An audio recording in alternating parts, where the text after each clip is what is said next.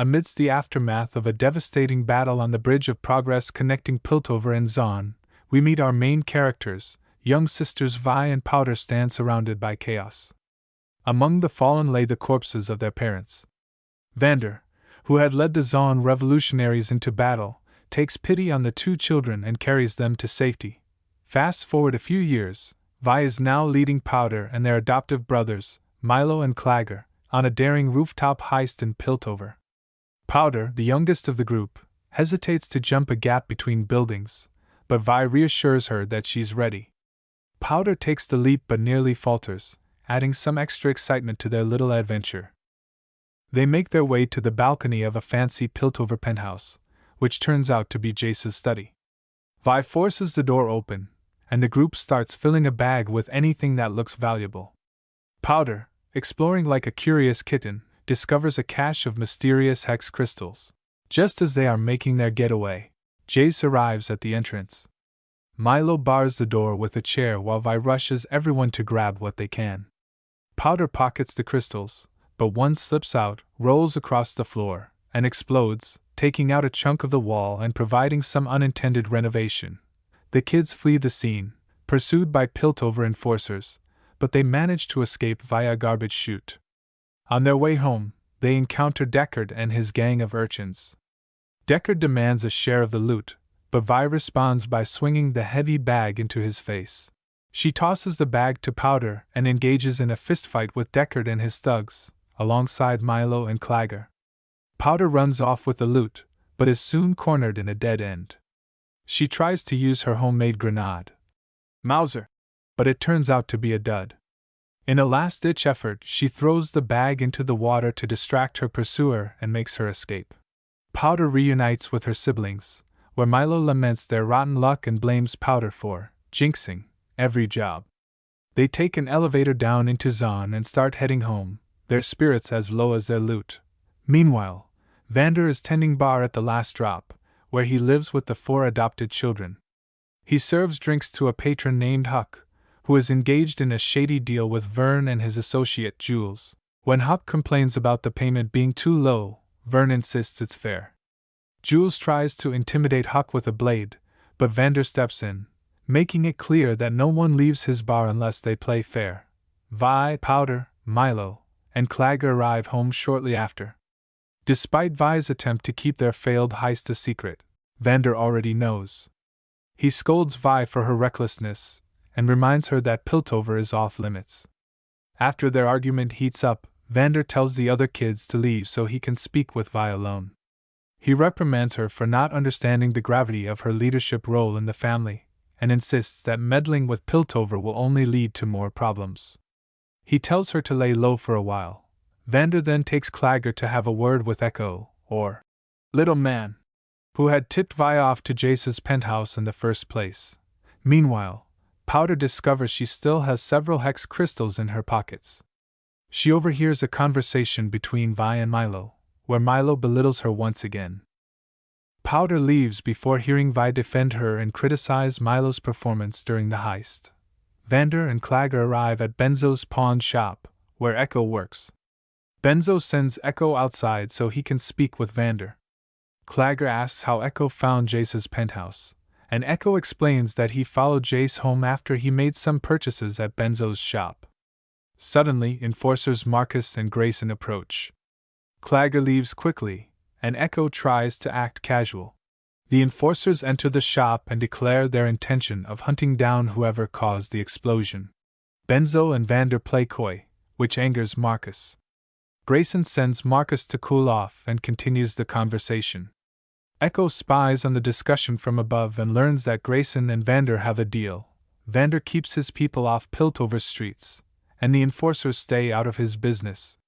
Grayson begs Vander for information to prevent escalation, but Vander refuses. She hands him a capsule for a pneumatic messaging tube, saying it will reach her if he changes his mind. Vi finds Powder sulking and berating herself for ruining everything. When Powder rebuffs Vi's attempts to comfort her, Vi takes Powder up to the roof and points out several spots around the city where she, Milo, and Clagger had failed spectacularly in the past. Vi's favorite stuffed bunny from her childhood dangles from a power line, a testament to their misadventures. She assures Powder that everyone has bad days, and the important thing is to learn and stick together. Powder reveals she still has the hex crystals, which Vi offers to keep their little secret. She assures Powder that she's stronger than she thinks and that one day, the city will respect them. Meanwhile, in a reclusive laboratory, Deckard is being manhandled by a group of adult thugs. Silco criticizes Deckard's failure to follow Vander's children without interfering. Deckard lies, saying he was ambushed. Silco implies he might kill Deckard but is intrigued when Deckard reveals the children were behind the Piltover explosion. The thugs escort Deckard away, leaving Silco alone with Singed. Silco asks Singed for a demonstration of his latest work, a bright purple liquid known as Shimmer. Singed places a cat in a cage with a lab rat that has been drinking Shimmer. The rat, initially the cat's intended prey, drinks the Shimmer, undergoes a dramatic transformation, and swiftly kills the cat. Singed asks if Silco has a test subject in mind, and Silco implies he plans to further test Shimmer on Deckard. We see Jace and Caitlin arrive at the penthouse while it is being robbed by Vi and her crew. Jace tries to force the door open, but the explosion triggered by a hex crystal knocks him out cold. Flashback to Jace's childhood. He and his mother, Jimena, are stranded in a brutal blizzard. Jimena collapses in the snow, leaving Jace desperately crying out for help. A hooded figure appears, weaving an arcane spell that makes the blizzard vanish and flowers bloom. Jimena regains her strength, and the mage leaves Jace with a depleted hex crystal inscribed with a magical rune. Back in the present, enforcers search the wreckage of Jace's half-destroyed penthouse. Grayson and Victor question Jace about the dangerous and illegal items found. Victor, assistant to Heimerdinger, dean of the academy and head of the council, ensures the safe removal of hazardous items, including Jace himself. Jace ends up in a Piltover jail, where Heimerdinger visits him. Jace reveals he was trying to create magic. Heimerdinger warns him that the arcane is dangerous and uncontrollable. He advises Jace to admit his mistakes to the council and say nothing about magic to receive a lenient sentence. Meanwhile, the group settles in an abandoned arcade, deeming it an ideal place to lay low since enforcers never venture there. But Marcus and a team of enforcers arrive and begin questioning locals. One man spits on Marcus's shoe, leading the enforcers to violently throw him through the stained glass wall of the arcade. Marcus spots the children and orders them searched. Milo taunts the enforcers, but Powder clutches the pouch of hex crystals nervously, catching Marcus's attention. Clagger flips the light switch, darkening the arcade as they escape. They run into an alley but are surrounded. Luckily, Echo appears with a ladder leading to a dark passageway. The kids kick down the ladder behind them, agreeing to hide the crystals. Counselor Mel Medarda is selecting a puzzle box as a birthday gift for Counselor Hoskell. Discussing business and Jace's upcoming trial with her assistant, Elora, Mel laments needing something revolutionary to put Piltover on the map. She settles on a puzzle box, which the craftsman hesitantly calls a child's toy. Mel simply responds, "Good." Caitlin and her parents discuss their responsibility to defend Jace in his time of need, as they are his patrons and have sponsored his work thus far. At the last drop, a community meeting is underway. Sevica argues that Zahn should fight back against the enforcers, while Vander promotes peace and solidarity, reassuring everyone that the situation will eventually blow over. Sevica accuses him of weakness and storms out, leading her followers with her, Vander's children, all convinced that fighting is the best course of action. Vi notices a guilty look on Echo's face and presses him to reveal what he knows. Vander has a secret arrangement with the enforcers. The 7 counselors convene for Jace's trial. Grayson arrives with Jace, and the trial begins. Mrs. Kiriman reads the charges: illegal experimentation and endangering citizens. Jace admits his work was dangerous and asks for forgiveness and permission to continue his studies. The council questions him until he admits he was trying to create magic. Dumbfounded, the council listens as Jace pleads his case.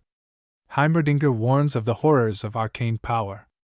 Bulbach states that Jace must be banished. Jimena comes forward, claiming Jace is not in his right mind and pleads for him to come home. Heimerdinger moves to expel Jace from the academy and remand him to his parents' care. The motion passes with a 4-3 majority. Silco orchestrates a meeting with Marcus, hinting he can help him find who he's looking for. Himena tells Jace that if she hadn't spoken, he would have been banished.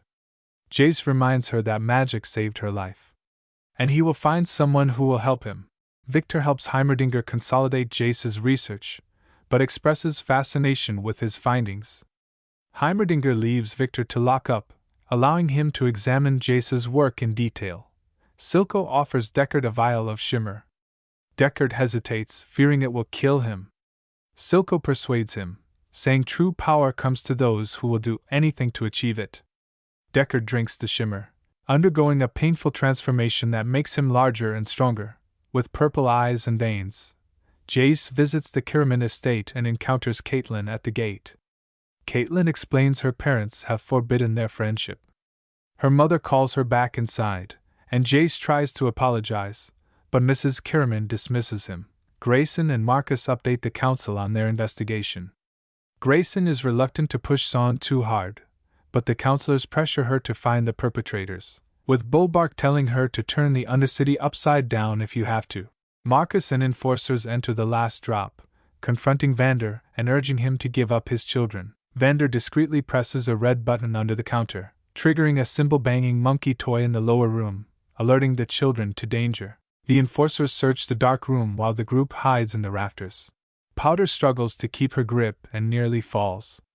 She finally drops just as the officer leaves. The enforcers find nothing, and an enraged Marcus threatens everyone in the bar before leaving. Vi insists they need to fight back. Vander takes Vi to the Bridge of Progress, where her parents died. Vi asserts her willingness to fight for change and a better life for Powder.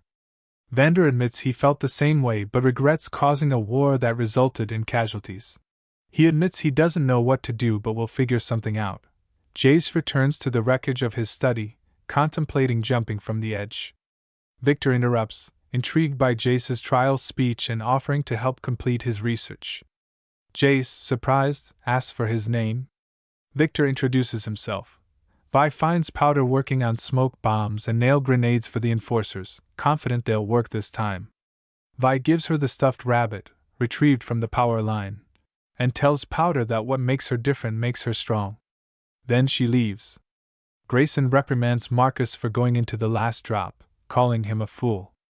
Marcus argues he was getting results. Grayson insists a violent outbreak is inevitable. A pneumatic messaging tube delivers the capsule Grayson gave Vander, and she remarks it may not be too late. Powder takes the stuffed rabbit to the bar, where Vander realizes Vi plans to give herself up to the enforcers. Thanks for watching, like and subscribe so you don't miss the upcoming episodes. Cheers!